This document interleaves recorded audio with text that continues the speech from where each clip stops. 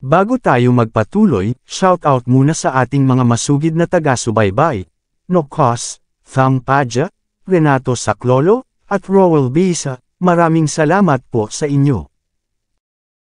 Kabanata 3341. Nagpakita ng mayabang na tingin si Young Master Myers. Natural, sanay na siyang kumilos ng ganito sa Flutewell. Takot ang mga tao sa kanya dito. Kaya naman ginagawa niya ang anumang gusto niya at sinasamantala niya ang lahat ng kanyang makakaya. Sa oras na ito, wala siyang ganap na paggalang kay Harvey York. Isang hamak na lalaki mula sa bansa H na kapantay ng isang Indian na Shudra. How dare he talk back to a Kshatriya? Malinaw na hinahanap niya ang kanyang kamatayan. Kalmadong humakbang si Harvey. Pakawalan mo siya, sampal. Pinitik ni Young Master Myers ang isang palad sa mukha ni Shena right bago siya tumawa. Pakawalan mo siya, imposible. Makikipaglaro kami sa kanya kahit anong gusto namin. Wala kang karapatan dito. Huminga ng malalim si Harvey at humakbang, handang kunin si Shena. Hindi siya mapakali na magsalita sa puntong ito. Nanginginig si Young Master Myers bago umatras na may malamig na ngiti. Hulihin mo siya, kalbo. Dadalhin ko ang babaeng ito kay Young Master Garcia. Maya-maya pa, ay kinaladkad na niya si Shena. Ngunit mas mabilis si Harvey. Nagpakita ng malamig na tingin ang kalbo. Umalis ka. Aayusin natin. Inilabas ng mga lalaking nakasut ang kanilang mga punyal at walang awang inihampas kay Harvey. Sampal. Sampal, sampal. Tinalipad silang lahat ni Harvey, bawat isa ay may sampal. Mga hiyaw ng sakit ang maririnig, na para bang mga baboy na kinatay. Ang lahat ay likas na dumating upang panoorin ang palabas. Bahagyang nagbago ang ekspresyon ng kalbo pagkatapos noon. Ang Overlord Gang ay palaging medyo nangingibabaw, ngunit hindi sa ngayon. Kung nalaman ng mga tao na tinutulungan nila ang mga Indian na kidnapin ang isang babae sa sikat ng araw, ang kanilang reputasyon ay ganap na masisira. Sumugod ang kalbong lalaki sa susunod na sandali na may dalang punyal sa kamay. Sampal. Bago pa man niya mahawakan si Harvey ay umiikot na ang katawan niya sa pagkakasampal. Pagkatapos noon ay hinawakan ni Harvey ang lalaki sa leeg na may kalmadong ekspresyon. Napabuga ng tuluyan ang lalaki sa sampal.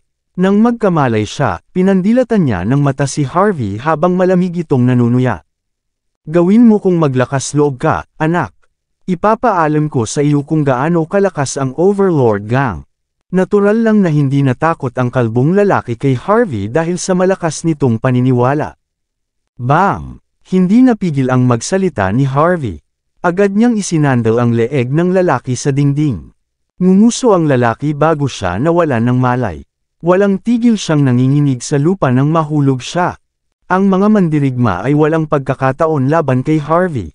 No wonder you're brave enough to save a damsel in distress. Kung tutusin, may alam kang martial arts. Binitawan ni Young Master Myers si Shena at humakbang pasulong bago eswing ang kanyang mga braso pasulong.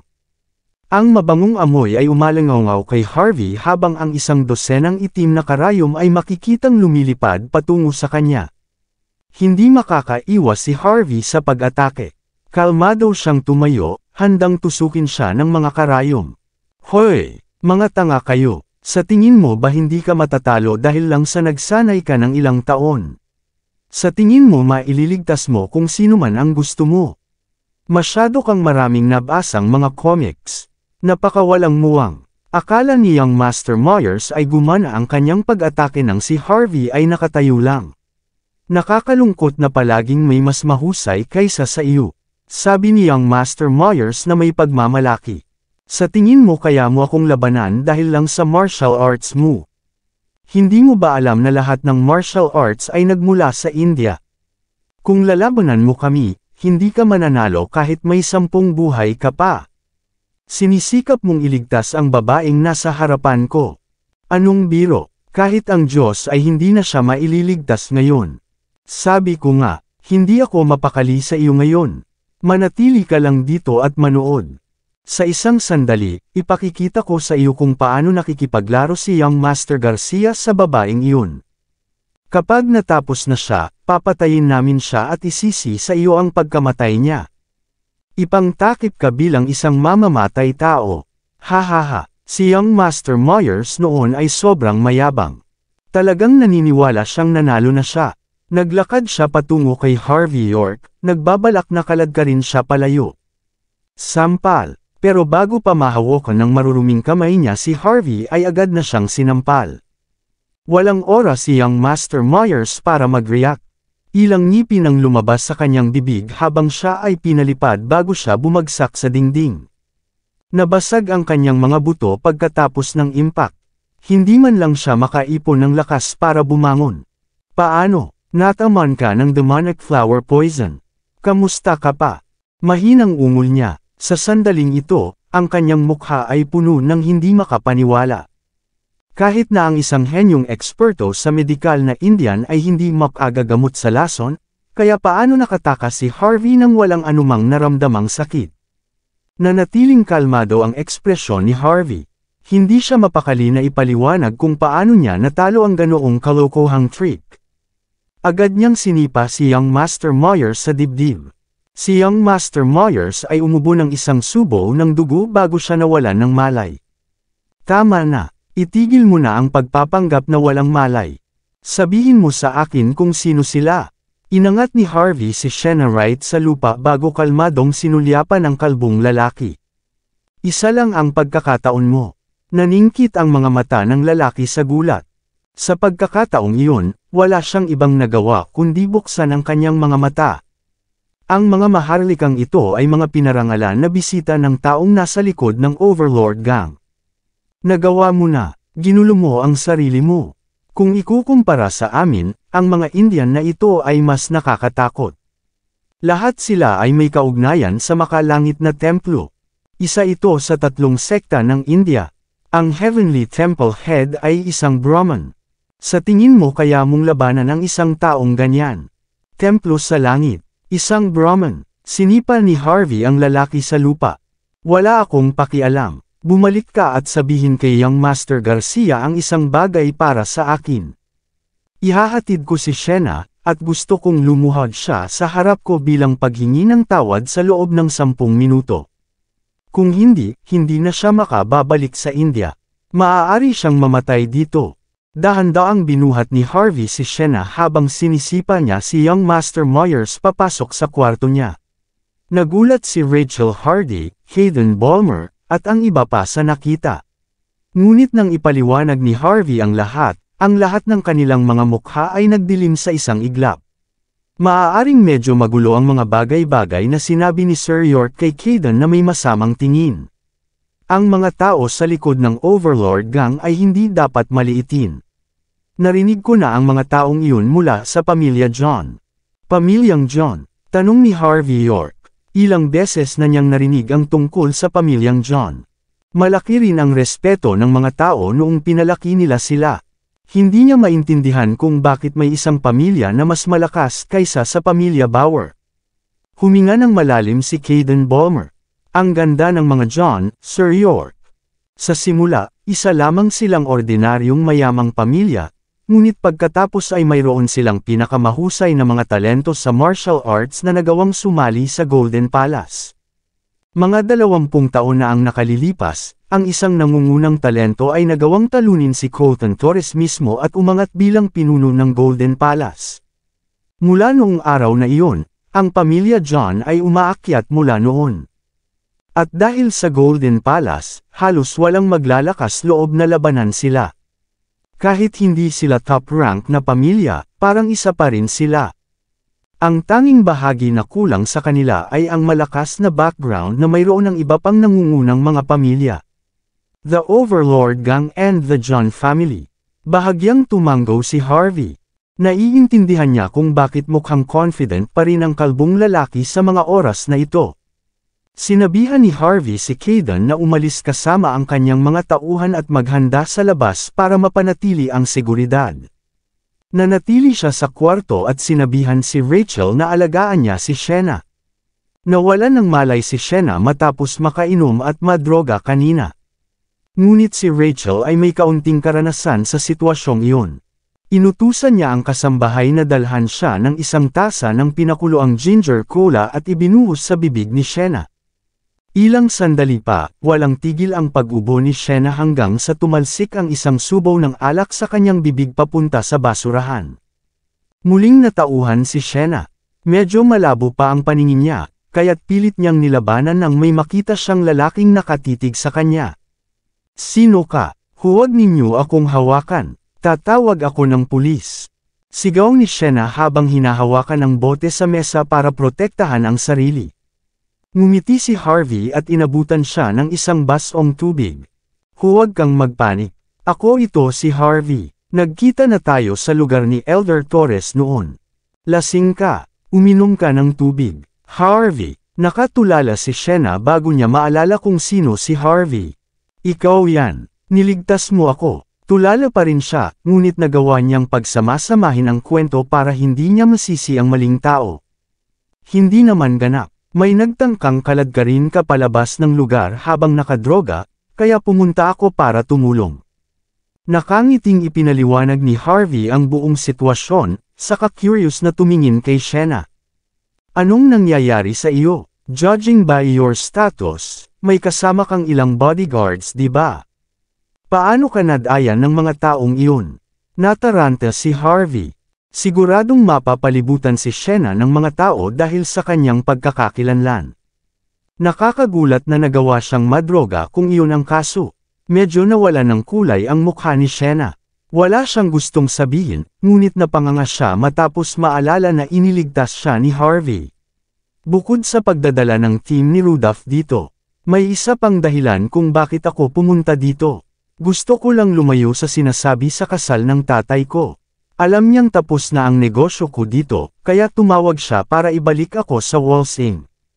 Ayokong pakasalan ng sinuman, at hindi ko nais na maging isang nakakulong na ibon. Kaya, tumakas ako pagkatapos kong mag-make up. Pumunta ako dito para uminom ng beer at magpahinga. Pagkatapos ng ilang paghigop ng beer ay may isang binata ang lumapit sa akin para kausapin ako.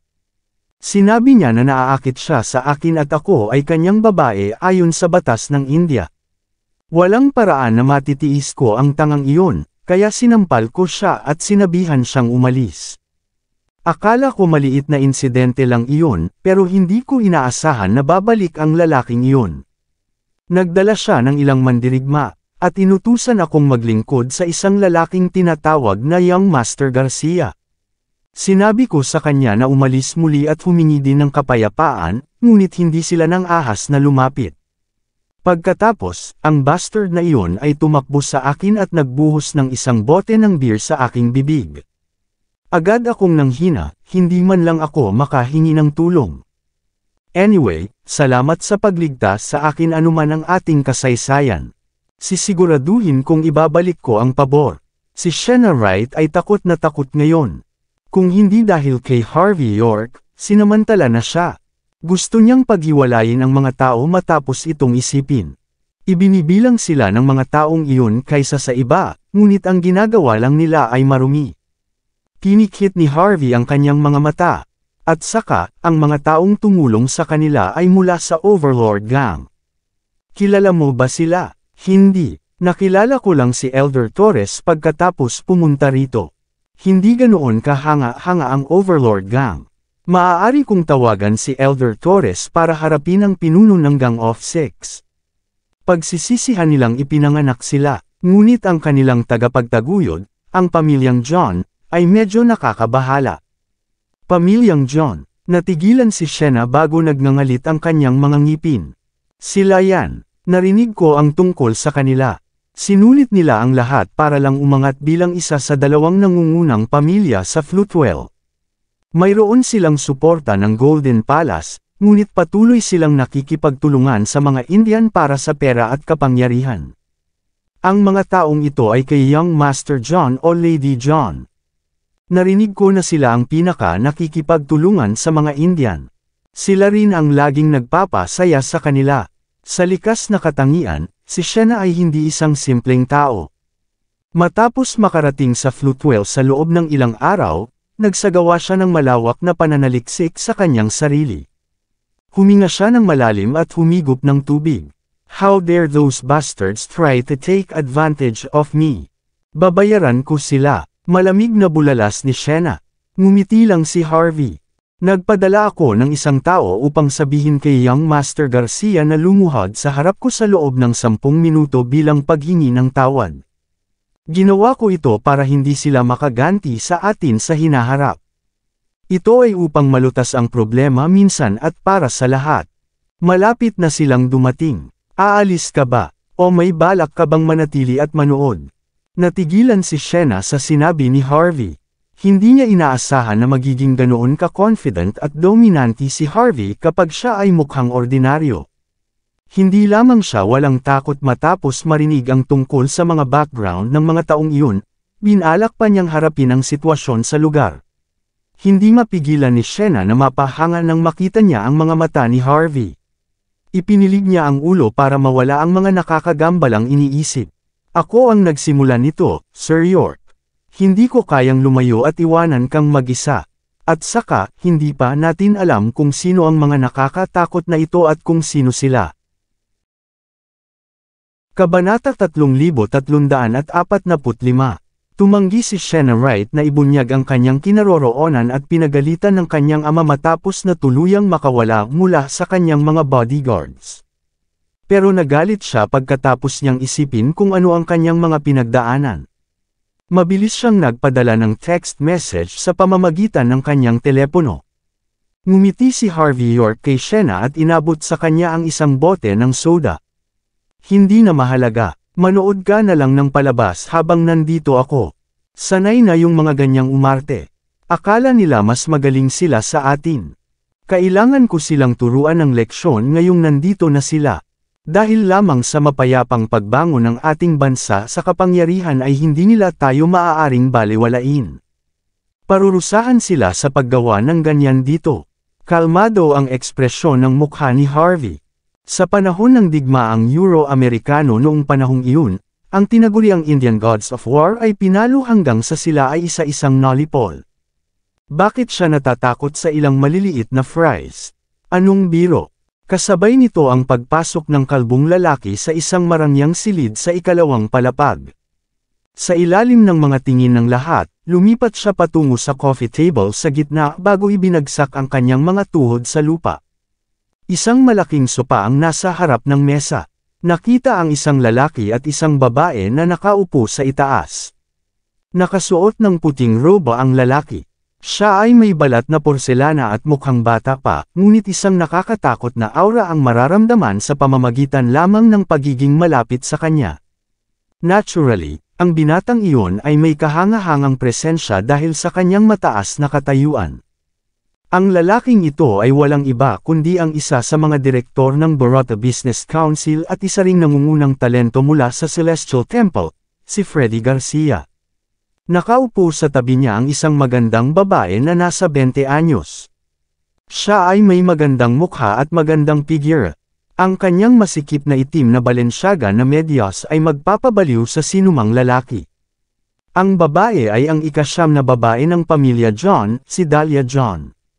Nakarelax ang ekspresyon ni Dahlia nang makita niya ang kalbo at ang iba pa na mapupungay ang mukha.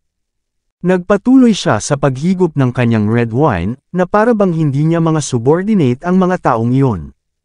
Nakasalubong namin ang ilang bastard na umatake sa amin, Lady John. Ang isang kalbo na lalaki ay hindi maglalakas loob na sabihin ang totoo. Magmumukha siyang walang kwenta kung hindi man lang niya sinubukang ibaba si Harvey.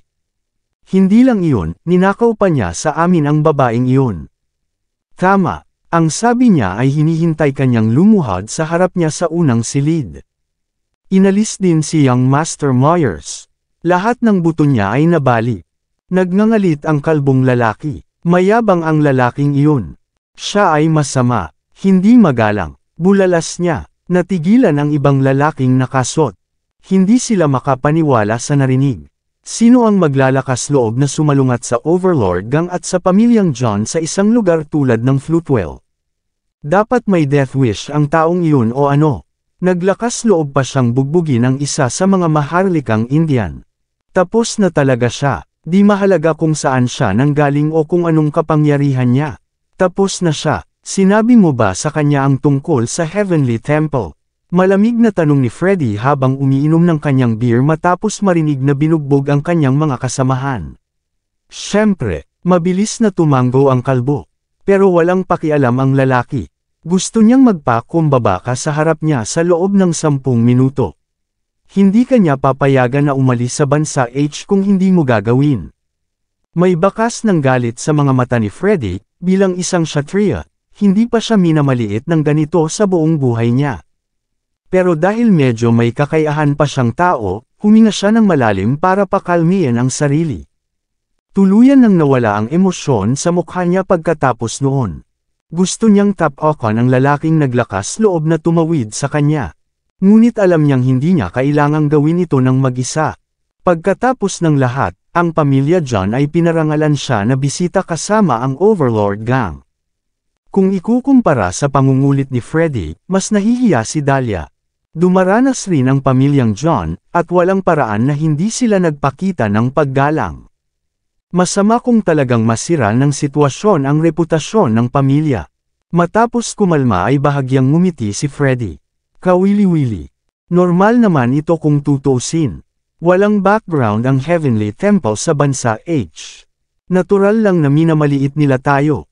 Kung hindi yun ang kaso, si Eli at ang kanyang ama ay hindi pinilit na lumuhad sa harap ng ospital ilang araw na ang nakalipas.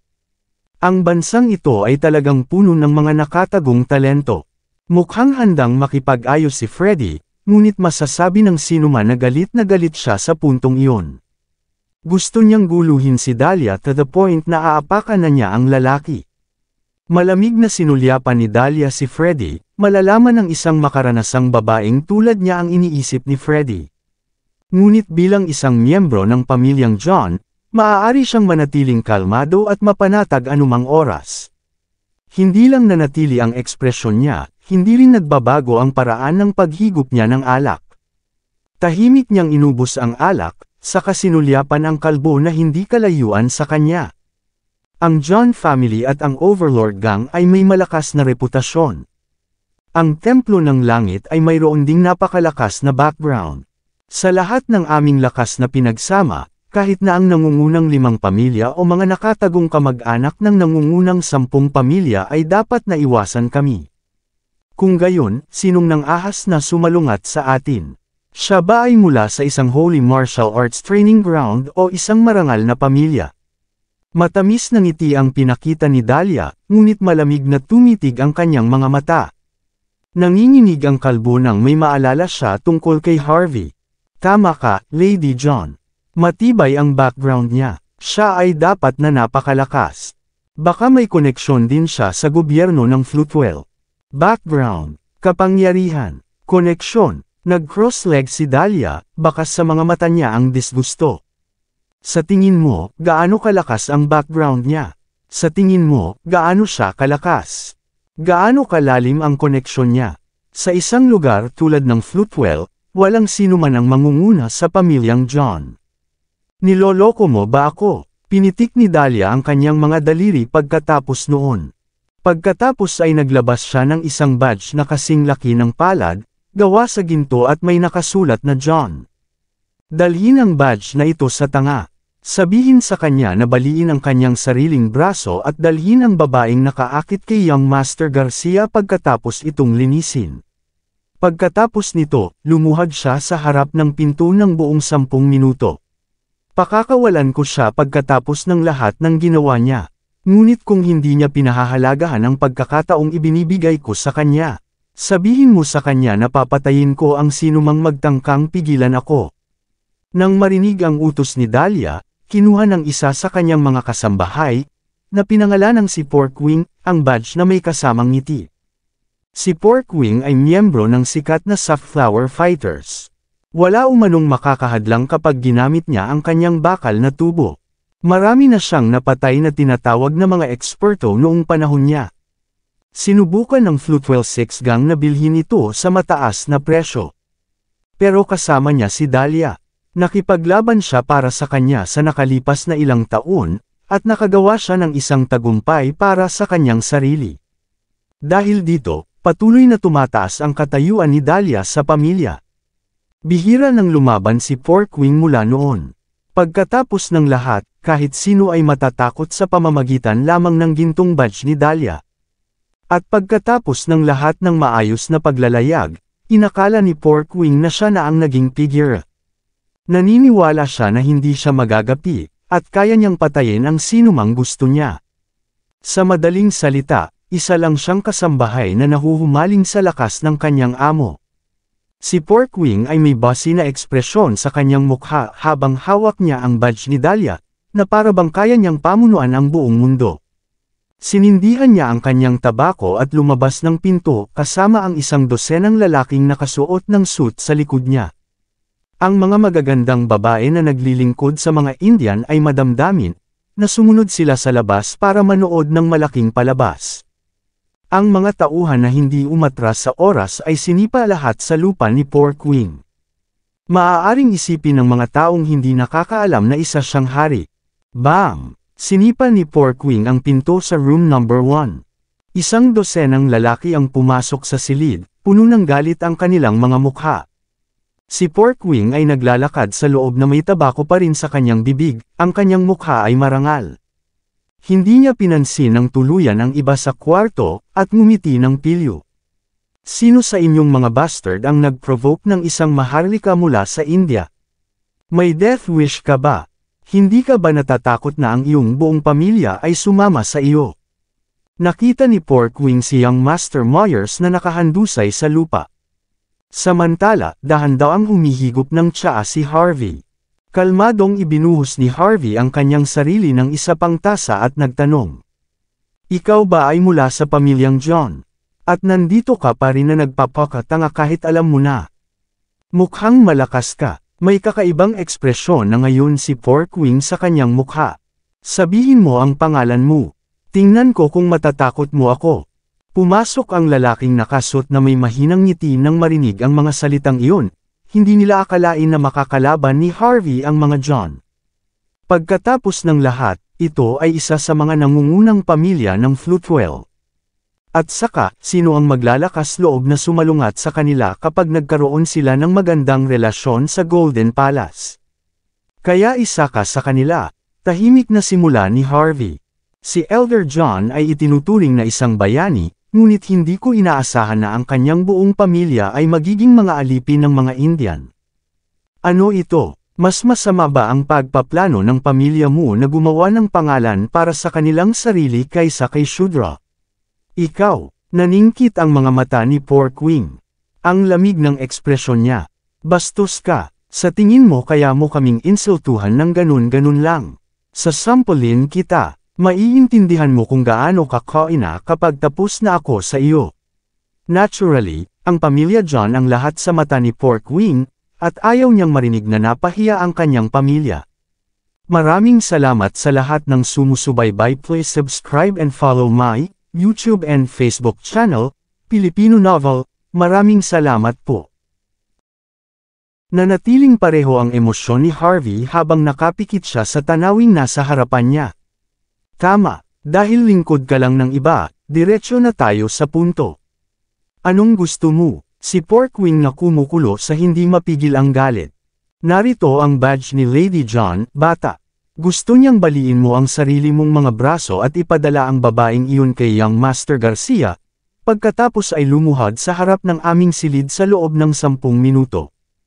Hahayaan kanya pagkatapos nito. Tandaan. Binigyan kanya ng pagkakataon dahil nasa iisang bansa tayo. Mas mabuting pahalagahan mo ito. Kung tumanggi ka, hindi ka lang ang makakakuha. Magbabayad din ang pamilya, mga kaibigan at lahat ng sumusuporta sa iyo.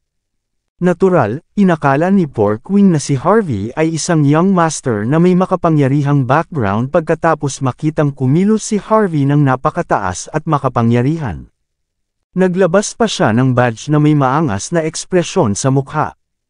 Ang mga lalaking nakasot sa likod niya ay buong pagmamalaki, at matiyagang naghihintay kay Harvey na humingi ng awa. Pagkatapos ng lahat, ito ang badge ng pamilya John. Ang badge ay kumakatawan sa ganap na awtoridad sa Floatwell. Maraming leader ng gang ang tatakas kapag nakita ito. Maging ang mga Bowers at ang mga Torres ay kailangang magbigay-pugay sa badge. Pagkatapos ng lahat, ang Golden Palace ay nasa likod ng pamilya John. Sino ang maglalakas loob na magtiis kung ganoon nga? Kakatwa, walang balak na umatras si Harvey. Sa halip, tahimik siyang sumandal sa upuan at pinikit ang mga mata. Ano yan? Hindi ko makita ng malinaw. Lumapit ka para makita ko ng maayos. Makita ng maayos. Si Porkwing ay kumukulo na sa galit. Sa tingin mo makikinig lang ako sa'yo, bastard. Sino ka sa tingin mo? Gusto mo na talagang mamatay, no? Malamig na tumawa ang mga lalaking nakasot na akala nila baliw talaga si Harvey. Umiling si Harvey, hindi mo lang siya dadalhin dito, luluhod ka at magmamakaawa na tingnan ko. Pinikit ni Porkwing ang kanyang mga mata. Ha? Anong ibig mong sabihin? I mean ang sinasabi ko. Pumalakpak si Harvey. The next moment, may biglang sumulpot sa may sulok. Agad na sinipa sa lupa si Porkwing, hindi na binigyan ng oras para makapag-react. In a split second, nakaluhod na siya sa harap ni Harvey. Nang gusto niyang tumayo muli, napansin niyang nabali na ang kanyang tuhod sa dalawa. Nanginginig sa takot si Porkwing habang tumutulo ang malamig na pawis sa kanyang mukha. Ikaw, pilit niyang sinubukang bumangon, ngunit hindi niya magawa. Bago pa siya makapagsalita ay sinipa na naman siya ng nasa likod niya. Napasigaw si Porkwing sa sakit habang gamulong siya kay Harvey. Itinaas niya ang badge at mabilis na inilagay sa harap mismo ni Harvey. Nagulat talaga ang mga kasama ni Porkwing. Hindi nila akalain na magkakaroon talaga si Harvey ng isang taong walang awan na maglingkod sa kanya. Nahahantong sa pagsipa kay Porkwing sa isang kisap mata at gagawin siyang sumunod sa bawat utos. Ang mga galaw ay mukhang simple, ngunit ito ay malinaw na ang tao ay isang dalubhasa. Ang mga babaeng nanunood ng palabas ay naghiyawan sa takot at mabilis na umatras ng ilang hakbang. Dahlia John, sa wakas ay sinulyapan ni Harvey ang badge, kalmado ang kanyang mukha. Ipinagmamalaki ba niya ang kanyang kayamanan sa harap ng aking mukha ngayon? Pero hindi ko kailangan ng pera. Bumalik ka at sabihin sa kanya na hindi ito sapat para mapangunahan ako. Hindi rin yun sapat para malagpasan ako. Ngumuso si Porkwing at hinawakan ang ilong, saka napagapang ng ilang hakbang. Paano ka pa naging kalmado laban sa pamilya John? Galit na sigaw niya. Sino ka? Ibigay mo sa akin ang iyong pangalan. Nanatiling kalmado at mahinahon si Harvey. Ako, isa lang akong manugang na nakikisabot lang. Wala akong ibang libangan maliban sa pagtataguyod ng hustisya. Wala akong pakialam kung sino ka, boy. Pipilayan kita dahil sa pananakit mo sa akin. Napuno ng hindi mapigil ang galit si Porkwing nang marinig na manugang lamang si Harvey. Pagkatapos ay sinigawan niya ang lalaking nakaswat, na nagsasabing, kumilos ka na. Hulihin mo siya ngayon na. Ang mga tao mula sa Overlord Gang at ng pamilyang John ay naglabas ng kanilang mga sandata at sumugod kay Harvey ng napakabangis. Bam, bam, bam.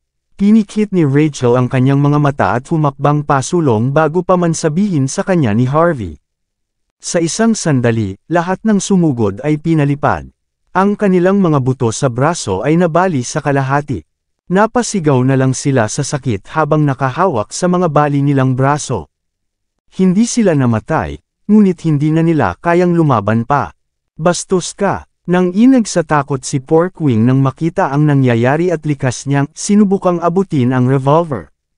Ngunit bago pa niya magawa, hinampas ni Rachel ang mesa at niyakap ito. Tinusok ng tinidor ang palad ni Porkwing at ipinako ito sa dingding. Tumalsik ang dugo sa buong lugar. Ito ay isang kakila-kilabot na tanawin. Arg! Isa pang sigaw ng sakit ang narinig. Hindi mapigil ang nanginginig si Porkwing, hanggang sa muntik na siyang mawala ng malay. Gusto niyang lumaban, ngunit hindi niya mapigilan ang manginig. Ang tanging nagawa niya ay titigan si Harvey sa galit at sumigaw, "Sino ka bastard? How dare you nasaktan kami? Kami ay mula sa Overlord Gang at sa pamilya John. Maaari mo bang bayaran ang presyo para dito?" Humph! Bakit ka pa nagdadaldal ng kalokohan dito? Kalmado ang ekspresyon ni Harvey at humigop ng kanyang tsaa. Iyan pa rin ang itinatanong mo kapag nasaktan ko na ang marami sa iyong mga tauhan. Talaga bang hindi ka susuko hanggang sa mamatay ka? Ikaw, si Porkwing ay nagngangalit ang kanyang mga ngipin sa pagkadismaya. Matagal na akong nasa underworld. Ito ang unang pagkakataon na nakakita ako ng isang taong nang ahas na labanan ako ng ganito. Patayin mo ako kung maglakas loob ka. Kung hindi, malapit ka nang mamatay sa isang kakilakilabot na kamatayan. Bam! Casual na kinuha ni Harvey ang isang bote ng beer at inihampas ito sa ulo ni Porkwing, na puro dugo ang mukha niya. Masyado kang masalita. Halika na. Tawagan mo si Dahlia. Sabihin sa kanya na hindi ako mapipigilan ng kanyang badge. Ano, mananatili kayo dito sa tabi ko. Kung hindi siya dumating, mamamatay kayong lahat. Sapat na ang pangingibabaw ni Harvey para kumibot ang mga mata ni Porkwing. Gusto niyang gumanti, ngunit hindi niya naabutan ang malamig na tingin ni Harvey. Ito ang tanging tamang pagpipilian na gagawin. Kabanata 3350. Inilabas ni Porkwing ang kanyang telepono at nag-dial ng numero. Isang malamig na tono ang maririnig mula sa kabilang linya. Porkwing, bakit hindi ka pa bumabalik? Nang inig si Porkwing nang magtama ang mga mata nila ni Harvey. Hindi ako tugma sa lalaking ito, Lady John. Sinabi niya na hindi ito mahawakan ng iyong badge. Nabugbog talaga ako. Pagkatapos ng ilang sandali ng katahimikan, mahinahong sinabi ni Dahlia. Sa tingin ko ay wala akong masyadong gagawin ngayong gabi. Mukhang may naghatid sa akin ng kasiyahan. Linisin mo ang lugar. Maglalaro tayo kung gusto niyang maglaro. Makalipas ang 10 minuto, pinalayas ang bawat customer ng bar. Ang mga tao mula sa Overlord Gang ay lumitaw kaagad pagkatapos, ganap na nakapalibot sa buong lugar. Maging ang mga lansangan ay napuno ng matatangkad at malalakas na lalaki. Ang mainit na kapaligiran sa loob ng bar ay napalitan ng malamig at malayong pakiramdam. Tuloy-tuloy na umalingaw sa paligid ng bar ang tunog ng mga high heels crunching, at isang pahiwatig ng pagpatay ang naramdaman. Nang magpatawag si Harvey ng mas maraming tsaa, sinipa ang pinto at pumasok ang isang magandang babae na nakastockings ng Balenciaga. Maraming tao ang hindi napigil ang malunok ang kanilang laway matapos itong makita. Siyempre, hindi kasama si Harvey sa listahan. Pumasok si Dahlia na may kalmadong mukha. Sumunod si Freddy sa likod niya para tangkilikin ang palabas. Hindi nagtagal ay sumunod ang mga dalubhasang mandirigma ng pamilya John at iba pang mga Indian. Ang kanilang napakalawak na presyon lamang ay maaaring ganap na masuffocate ang buong espasyo. Sila ay tumingin na parang sila ay narito lamang upang makita ang isang bagay na kawili-wili, at tumingin sila sa kaguluhan sa kwarto, at pagkatapos ay kay Harvey, na tahimik na humihigop ng kanyang tsaa. Nang makita nila si Young Master Moyers at Porkwing na nakahandusay sa lupa na paralisado, lahat ng dalubhasang mandirigma ay sumabog sa galit. Naglabas sila ng mga baril at itinutok yun kay Harvey. Nagpakita pa sila ng mga legal na dokumento na nagpapakita na kaya nila ito, na nagpapatunay sa nakakatakot na kapangyarihan ng kanilang pamilya sa proseso.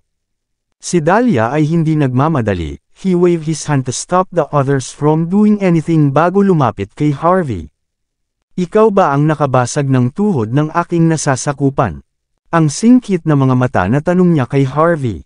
Ang kanyang matamis na ngiti at magandang kilay ay napakagandang pagmasdan. Ngunit kahit sino ay maaaring makakita ng pagpatay na layunin na nakatago sa likod ng hindi pangkaraniwang tanawin. Ngumiti siya. Tama, ginawa ko ito. Gusto niyang makita ko ang iyong badge, ngunit hindi siya magalang. Hindi ako nag-abalang kausapin siya. Iyon ang dahilan kung bakit pinabasag ko sa aking mga bata ang kanyang mga tuhod upang siya ay lumuhod. Sa ganoong paraan, masusuri ko ang badge. Sapat na ang mahinahong mga salita ni Harvey para kumulo sa galit ang mga manunood. Si Porkwing ay kumakatawan sa awtoridad ni Dahlia, ngunit pinaluhod siya ni Harvey sa pamamagitan ng pagbali ng kanyang mga tuhod. Anong biro? Sumulyap si Freddy kay Harvey nang may pagtataka. at isang mapaglarong ngisi ang nawala sa kanyang mukha habang pinapanood si Harvey na umiinom ng tsaa na wala ng lasa. Ang isang tunay na mayamang tao ay hindi gagawa ng isang bagay na tulad nito. Ang mga aksyon ni Harvey ay nagpaisip kay Freddie na si Harvey ay maaaring isang upstart o isang hangal na binata na may maliit na prestihiyo.